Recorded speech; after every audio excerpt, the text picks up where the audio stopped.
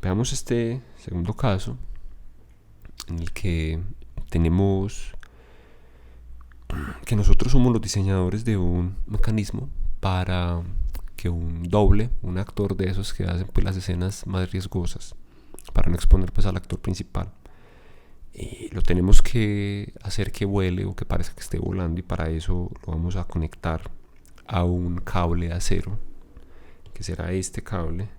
Ese cable pasa por dos poleas, que serán estas dos poleas, y en el extremo del cable vamos a tener un saco de arena, que es el contrapeso pues, de ese actor doble. Y conocemos la masa del actor, 65 kilogramos. Conocemos la distancia entre la cuerda o la longitud del cable hasta la primera polea, que aquí aparece como R. Ese R va a ser de 3 metros.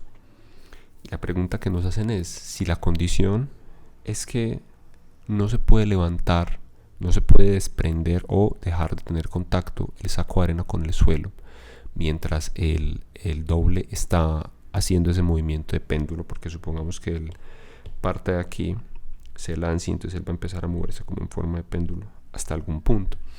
En ningún momento debería levantarse este saco de arena, no debería desprenderse del suelo. Entonces nos dicen cuál es el ángulo que el máximo valor del ángulo teta que forma entre el cable y la vertical, de modo que el saco de arena deje de tocar el suelo. O sea, hay un ángulo tal que para esa posición en particular, el saco de arena va a empezar a desprenderse del suelo.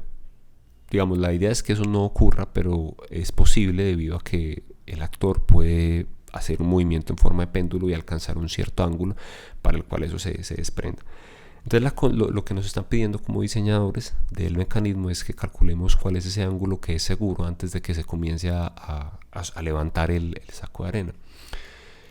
Para poder aplicar el principio de conservación de la energía tenemos que garantizar dos cosas: que el sistema esté aislado, o sea, que no actúe ninguna fuerza externa, salvo pues las fuerzas dentro de los objetos que componen el sistema.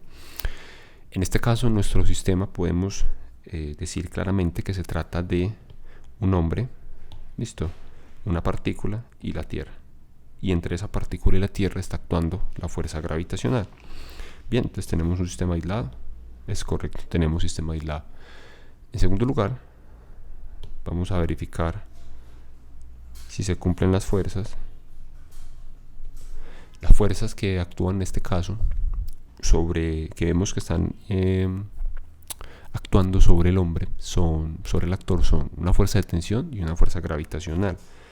La fuerza de tensión, miren que en todo momento, debido a que la trayectoria que sigue el hombre es circular, porque nosotros esperamos que él haga eso, en todo momento esta fuerza de tensión es perpendicular a la trayectoria, es decir, es perpendicular al vector de desplazamiento, por lo tanto no va a efectuar trabajo, por lo tanto no va a haber transferencia de energía debido a la tensión. Y únicamente tenemos una fuerza que hace el trabajo, que es la fuerza gravitacional, que afortunadamente es una fuerza conservativa. Entonces podemos marcar como completa esa condición.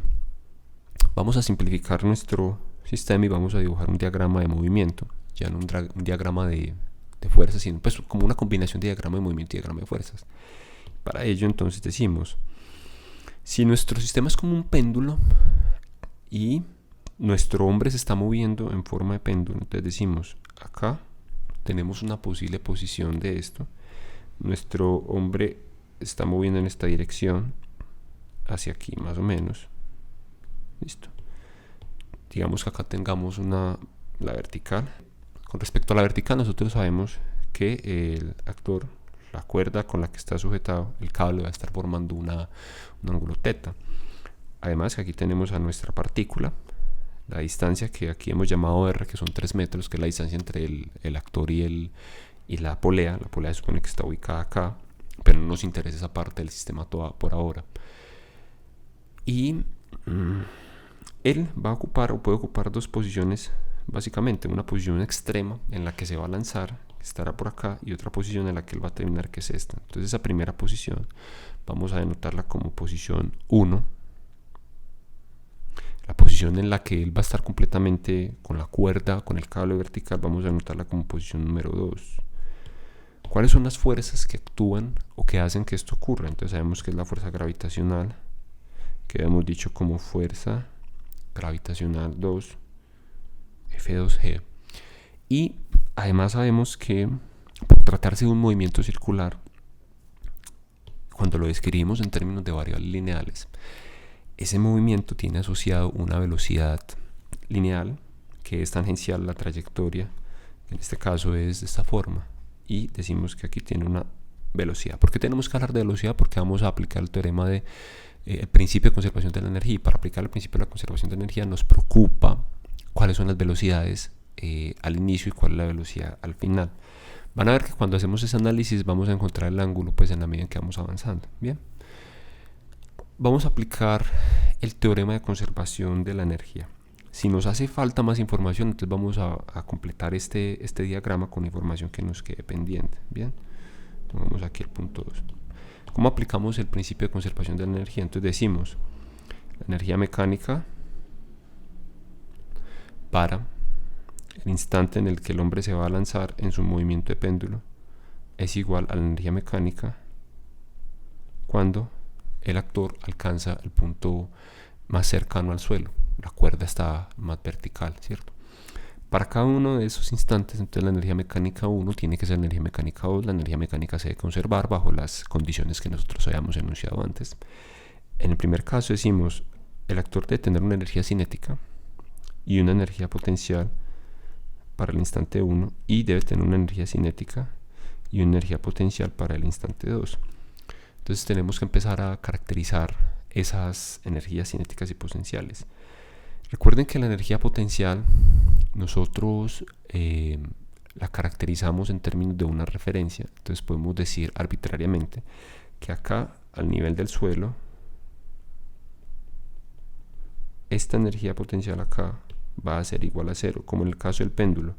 Arbitrariamente decíamos que cuando la esfera que está oscilando conectada con la cuerda o el cable, lo que sea, alcance la posición más cercana al suelo, ahí va a tener una energía potencial gravitacional igual a 0. Y con base en esto, entonces nosotros sabemos que al principio el hombre se lanzó con pues no tenía velocidad inicial, se lanzó apenas empezó su movimiento. Entonces aquí vamos a tener 0 energía cinética en el punto 1. Aquí en este punto, ¿sí?, su velocidad inicial, su rapidez inicial es igual a 0, por lo tanto su energía cinética es igual a 0. Pero como va a estar a una altura separado del suelo, que es nuestra referencia de energía potencial, entonces va a tener una energía potencial que vamos a dejarla por ahora en estos términos.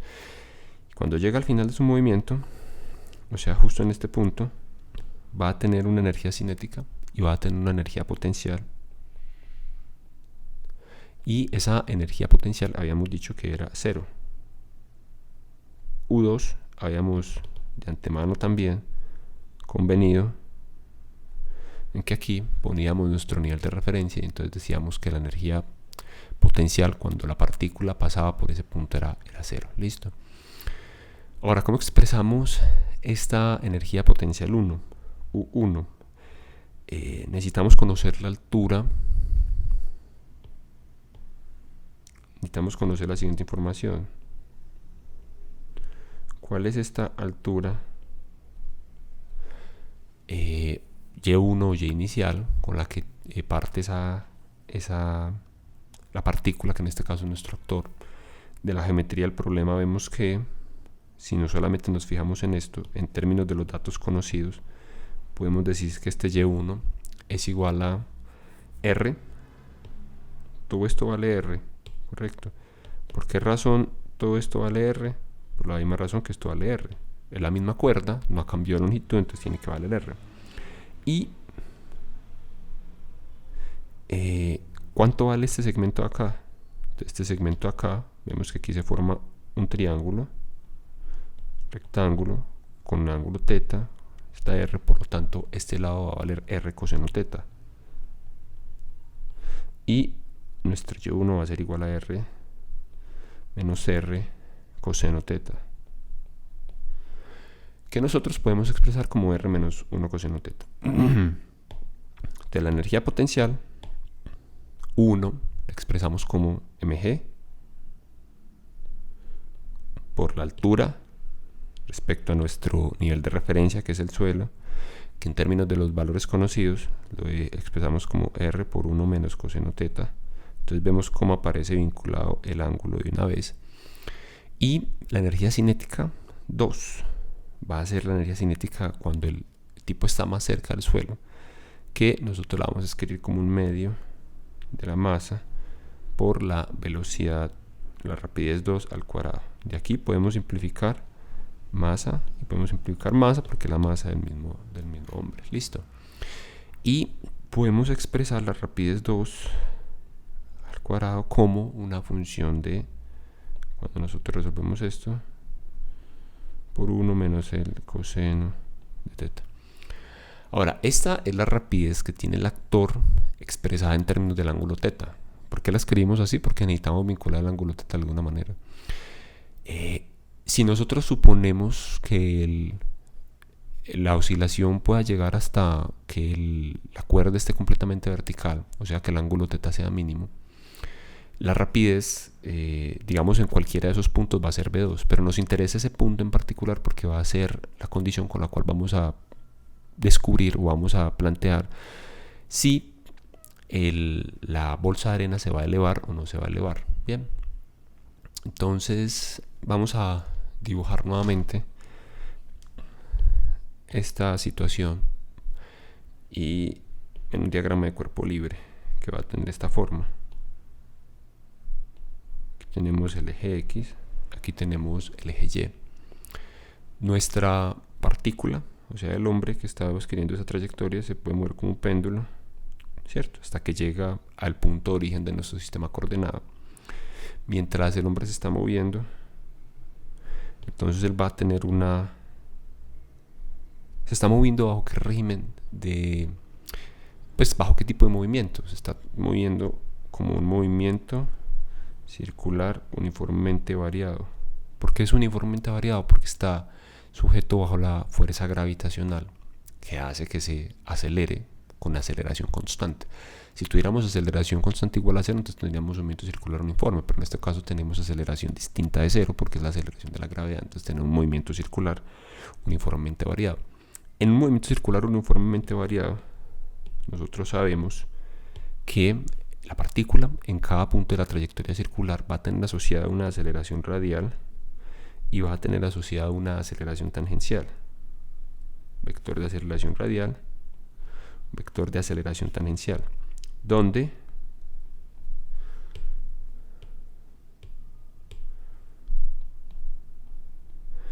la aceleración tangencial me da cuenta del cambio de la magnitud de la velocidad, de la rapidez, y la aceleración radial me da cuenta del cambio de la dirección de la velocidad. Ahora, eso es en un punto cualquiera. Bien, cuando en particular nuestro cuerpo o nuestro actor se encuentra en este punto acá, que es donde está más vertical, que es donde yo espero que comience a levantarse el saco de arena, pues porque intuitivamente creo que se va a levantar ahí. Entonces, ¿cuáles son las fuerzas que actúan acá? Yo sé que aquí actúa la tensión y actúa hacia abajo el peso, representado por la fuerza gravitacional, que denotado como F1G. Muy bien. ¿Cuál es la aceleración? Vean que en este momento no se trata de un sistema que tenga aceleración igual a cero, que cumpla las condiciones de que está estático, porque el cuerpo ya viene con una aceleración. ¿Cuál será esta aceleración radial? O sea que cuando llega hasta ese punto, aquí va a tener una aceleración, y esa aceleración va a ser la misma aceleración radial. Entonces cuando yo planteo la sumatoria de fuerzas en Y, digo, no es igual a cero porque el sistema no está en equilibrio, sino que el sistema está sometido a una fuerza neta que es igual a una aceleración cuya magnitud es la misma magnitud de la aceleración radial. Y además yo ya sé del capítulo del apartado de movimiento circular uniformemente variado que la aceleración radial la puedo expresar en términos de la velocidad lineal que ya obtuve en el paso anterior con el análisis de energía como velocidad al cuadrado rapidez al cuadrado dividido el radio de la trayectoria en ese punto, que casualmente es r, para esa razón no lo están dando. ¿Quiénes son o qué compone esta parte de mi ecuación? La sumatoria de fuerzas, ¿quiénes son? Entonces tengo tensión menos la magnitud de la fuerza gravitacional, que es M1G. Pues teniendo en cuenta que esa es la masa de la bolsa, y perdón, que esa es la masa del hombre. Y del lado derecho nosotros tenemos que esto es igual a la aceleración, la masa por aceleración de la partícula de nuestro actor por la masa del actor. Listo. Voy a despejar de aquí la tensión. Bien. Y esta tensión me va a quedar en términos de, cuando yo paso a sumar al otro lado la gravedad, el término de menos M1G me va a quedar como factor común M1. Vean que tengo aquí M1 y tengo M1, entonces me va a quedar entre paréntesis G más A por R. Bien. Y yo ya sé además que esta aceleración radial la puedo expresar como en términos de la velocidad y en términos del radio. Cuando yo uso la expresión que había encontrado para la velocidad y la multiplico por el radio, entonces voy a obtener algo muy parecido a esto. M1 G entre paréntesis por 3 menos 2 coseno teta. No lo voy a desarrollar aquí paso a paso, ya cada uno lo puede comprobar. Ahora, ¿por qué razón expresé yo la tensión así? Porque la tensión que experimenta en ese punto, cuando la cuerda está más vertical, o en general en cualquier punto, es igual a la tensión que va a experimentar el saco de arena. Y esa tensión que expresa el saco de arena, yo tengo que garantizar que cumpla con la condición de equilibrio. Entonces aquí para el saco, yo debo hacer un balance, pero aquí está la condición en la que yo debo aplicar ese enunciado en la parte del problema que me dicen que debo garantizar que no se vaya a levantar el saco, que no se vaya a desprender el saco al suelo. Y es que en este caso el saco no se puede acelerar, es decir, la sumatoria de fuerzas en Y, pues porque son las únicas fuerzas que actúan, van a ser igual a 0. Para el saco, ¿cuáles van a ser? Yo tenía la tensión, listo, menos la fuerza gravitacional 2, es decir, tensión menos la fuerza gravitacional 2, la expreso en términos de masa por gravedad, masa 2 por gravedad, y ya puedo igualar lo que sucede con la tensión que experimenta de un lado el actor con la tensión que experimenta del otro lado el saco, bajo la condición de que no se vaya a levantar, con sumatoria de fuerzas igual a 0. Cuando yo igualo estas dos tensiones, entonces obtengo lo siguiente. Obtengo M1G que multiplica 3 menos 2 coseno de teta igual a la tensión del saco expresada en términos de las variables conocidas, que son la masa del saco, que he denotado con masa 2, y la gravedad. Ahora de acá puedo despejar. Miren que todo esto ya lo conozco. La masa 1, que la asocié con la masa del actor o del doble. La masa 2, la masa del saco. La gravedad, que incluso puedo simplificarla de esta expresión porque aparece en ambos lados.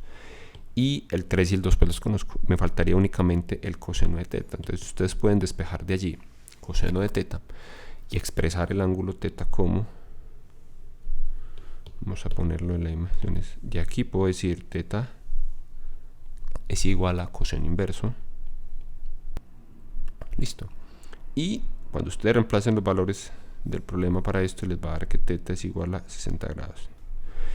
De hecho, el mismo resultado de 60 grados lo hubieran obtenido aplicando una sumatoria de fuerzas, segunda ley, para el actor y para el saco, e igualando en la condición en que ambos están en equilibrio. Tanto el actor como el saco están en equilibrio.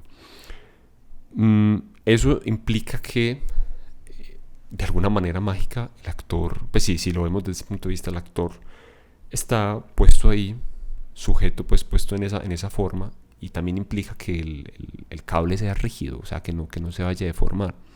Llego al mismo resultado numérico, pero la interpretación física es más correcta si lo considero desde el punto de vista del análisis de energías, porque de entrada voy a asumir que el hombre se puede mover libremente, puede comenzar a desplazarse siguiendo un movimiento de péndulo, y bajo las condiciones que implica que él se esté moviendo como un péndulo desde el punto de vista de conservación de la energía, puede hallar la velocidad que va a tener en cualquier punto con respecto al ángulo θ. Luego puede hacer el balance de fuerzas, teniendo en cuenta que el saco no se puede mover y entonces tiene que estar en equilibrio, y al final hallar la condición para el ángulo, tal que hasta ese ángulo de 60 grados no se va a levantar el saco. Si el actor se mueve un poco más a la derecha, lo que significa este resultado es que si el actor se desplaza un poco más hacia acá, o sea, hacia la vertical, entonces inevitablemente se va a levantar el saco de arena, y entonces no vamos a cumplir con las condiciones que nos está pidiendo el problema.